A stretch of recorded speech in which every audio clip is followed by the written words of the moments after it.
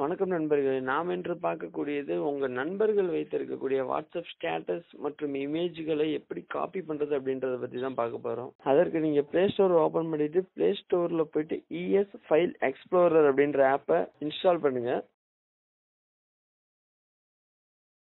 அடுத்து WhatsApp open பண்ணுங்க. WhatsApp open பண்ணிட்டு அதுல இருக்கக்கூடிய உங்க நண்பர்களுடைய ஸ்டேட்டஸை வியூ பண்ணுங்க. இப்போ என்னுடைய நண்பர்களுடைய ஸ்டேட்டஸ் இதில் நான் வியூ பண்ணி பார்க்கறேன்.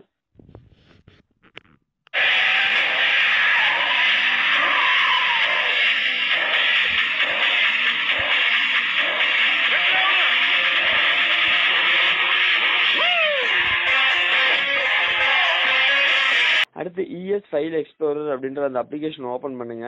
இதுல இடது பக்கத்துல இருந்து வலதுபுறமா ஸ்வைப் பண்ணீங்கன்னா நிறைய ஆப்ஷன்ஸ் ஓபன் ஆகும். அதுல கீழே ஸ்க்ரோல் பண்ணீங்க அப்படின்னா கீழே பாருங்க ஷோ ஹிடன் ஃபைல்ஸ் அப்படின்னு ஒரு ஆப்ஷன் டிசேபிள் இருக்கும். அந்த ஹிடன் ஃபைல்ஸை எனேபிள் பண்ணி விடணும் நீங்க.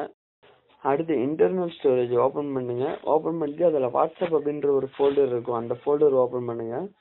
அதுல மீடியான்ற ஒரு ஃபோல்டர் இருக்கும். அதை ஓபன் பண்ணுங்க. அதுக்குள்ள டாட் ஸ்டேட்டஸ் ES அப்படின்ற ஒரு ஃபோல்டர் இருக்கும். அதுதான் நீங்க வியூ பண்ணி பார்த்த ஸ்டேட்டஸ் வீடியோ எல்லாமே சேவ் ஆயிருக்கக்கூடிய ஒரு ஃபோல்டர். இப்ப நான் வியூ பண்ணி பார்த்த என்னுடைய நண்பருடைய ஸ்டேட்டஸ் பாருங்க, இதெல்லாம் சேவ் ஆயிருக்கு. இப்ப இந்த வீடியோவை கட் பண்ணியோ அல்லது காப்பி பண்ணியோ வேற ஒரு இடத்துக்கு பேஸ்ட் பண்ணி வச்சிருங்க. பேஸ்ட் பண்ணிட்டீங்கன்னா அதுக்கப்புறம் சுலபமா நீங்க உங்களுடைய மொபைல்ல இதே வீடியோவை கூட நீங்க ஸ்டேட்டஸாவே செட் பண்ணி வச்சுக்கலாம்.